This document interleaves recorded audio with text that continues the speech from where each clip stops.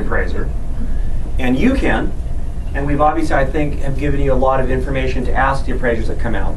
But with our HVCC system, the technology says that the appraiser appraising any of your properties typically will live within 15 miles of the subject property. And that's how our technology was built.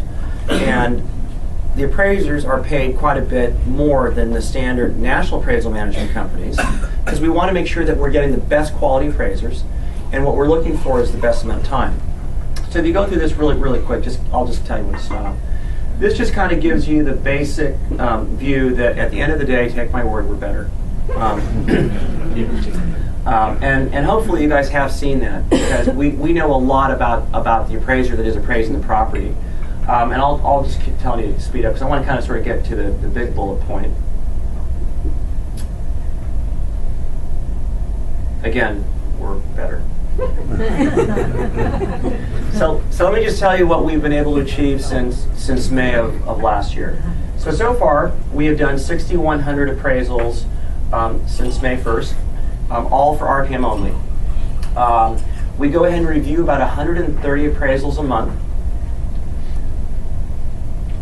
We receive about 600 emails per day.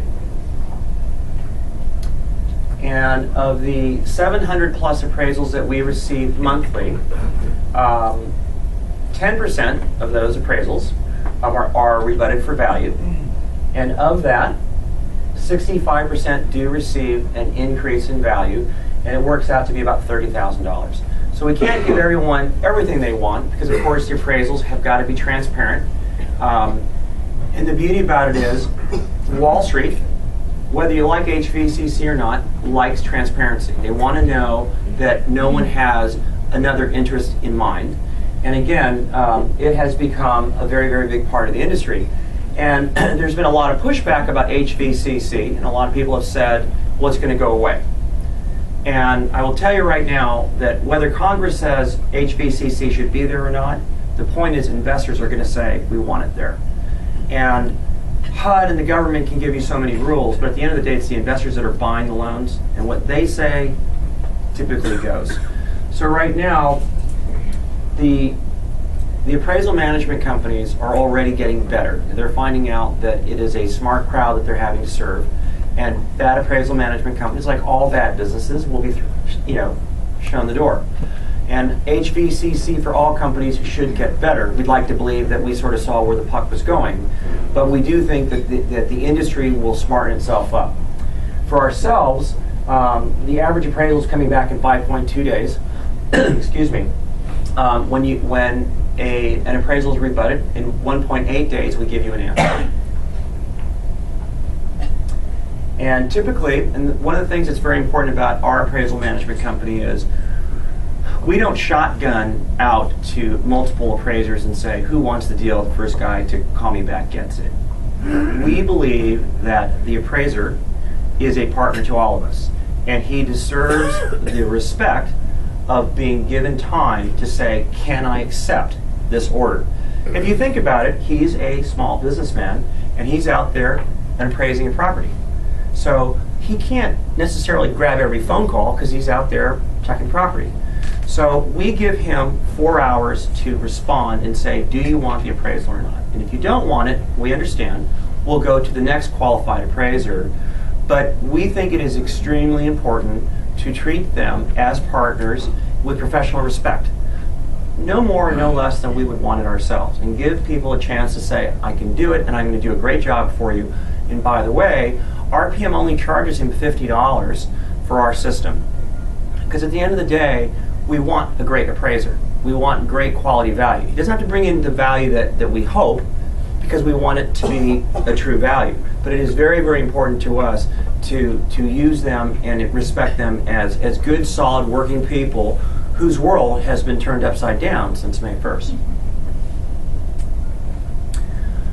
So this one, this one's a tough one for the mortgage industry, and I think it's affecting, obviously, the purchase and the sell side of the real estate industry. I'm going to do my best to give you a view on this, and certainly what we're trying to resolve with it, because this is probably one of the bigger regulatory changes that have come up.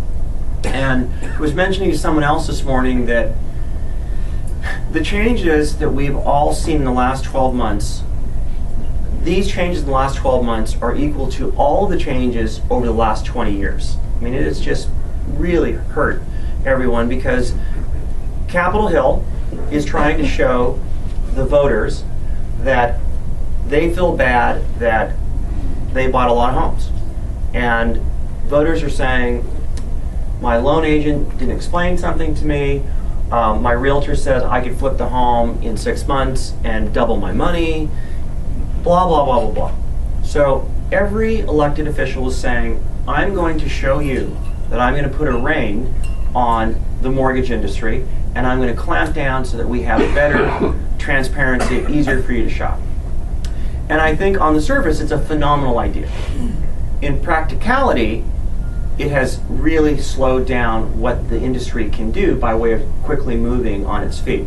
So here's just a little bit of an idea of sort of how this thing is affecting the mortgage industry, which of course affects the closing of your transaction. So the GFE is broken into 3 areas. And the first one is terms. And by the way, every part of this presentation we have printed for you that we can send to you so that you can have this stuff to explain it to yourselves. I have to tell you, I've looked at these things for about 12 or 15 times, and it still becomes confusing as to why they want to do it this way and why they want to do it that way. So we have this fairly well explained, so we can certainly give this to you if you need it. But the first part of a good faith, the first page, is all about the terms of the loan. That's fairly simple. The second page talks about the cost to your loan. It's pretty simple, and it kind of just explains that out. And the third page tells you what the tolerances are. And the tolerances say that if, as an example, title and escrow, their fees are off, there's a 10% tolerance. So to make the numbers a little bit easier to understand, let us pretend that the fees are off by $3,000. So the first $300, there's no penalty to the lender. The remaining $2,700 has to be paid to the consumer within 25 days. It's a lot. So typically what lenders are doing, I know what RPM is doing, and that is before we will send the final loan documents to escrow, we check all of our tolerance levels. And if we find that there's a disparity in the tolerance, the gross commission that would be paid to the mortgage company and the loan agent, it is taken from there. And him, he's dead. He's working at Denny's at night now to pay us back for all his commissions. But the point is, the idea of I think it's almost amusing to call it a good faith estimate. There's no estimate. It is better be right.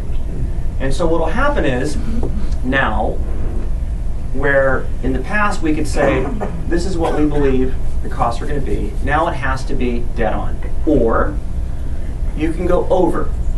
We had one deal where I believe the other day it was a $200,000 FHA purchase.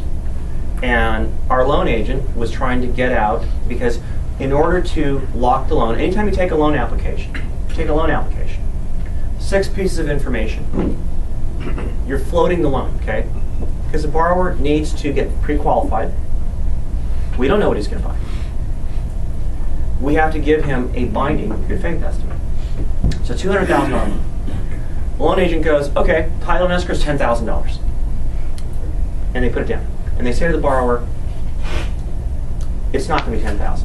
It'll be less. Don't know how much less. But it can't be more.